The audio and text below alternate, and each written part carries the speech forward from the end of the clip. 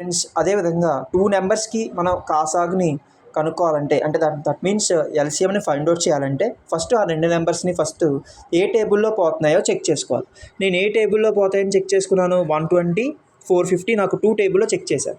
2 టేబుల్లో నాకు ఎలాగా సెట్ అయిందంటే 60 225 అంటే 60 2s 120, అలాగే 450 225 2s 450, అలాగే నెక్స్ట్ 360 225 మళ్ళీ 3లో 60 ఎన్ని టైమ్స్ పోతుంది, 20 టైమ్స్ పోతుంది. అలాగే 3లో 225 ఎన్ని టైమ్స్ పోతుంది, 75 టైమ్స్ పోతుంది. ఎందుకంటే 75 3s మనకి 225 కాబట్టి.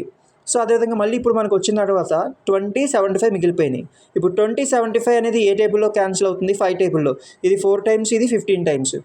ఇప్పుడు మనకి కాసా కావాలనుకోండి, మొత్తం అన్ని మల్టిప్లికేషన్ చేయాలి. ఇక్కడ ఉన్న నెంబర్స్ 2 × 3 × 5 × 4 × 15.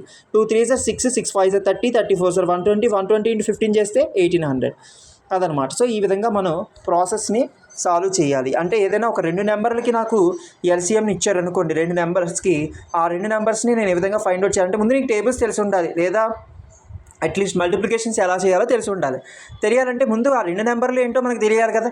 అది 120 లేకపోతే 200 వారిష్టం, 450 ఏమి ఇచ్చినా సరే వారిష్టం. ఫస్ట్ ఆ 2 నెంబర్లు కూడా మనం ఎలాగా మల్టిప్లికేషన్స్ అవుతాయి, ఎలా వాటిని క్యాలిక్యులేట్ చేయాలి అనే విషయం నీకు అర్థం కావాలి. అప్పుడు అర్థమైన నాడు సరే ఇందులో ఈ టేబుల్స్లో ఇది క్యాన్సిల్ అవుతుంది, ఈ టేబుల్లో ఇది క్యాన్సిల్ అవుతుందని తెలుస్తుంది.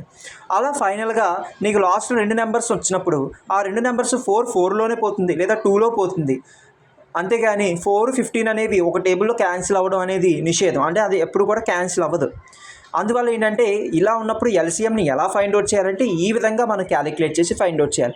ఇలా మనకి ఎనీ నెంబర్స్ ఏమి ఇచ్చినా సరే ఇదే మెథడ్లో మనం ఫైండ్ అవుట్ చేయాలి. ఓకేనా ఫ్రెండ్స్, మనకి ఏంటంటే ఓకేనా ఫ్రెండ్స్, మీకు ఈ వీడియో కనుక నచ్చితే కనుక లైక్ చేయండి, అలాగే షేర్ చేయండి. Thank you so much.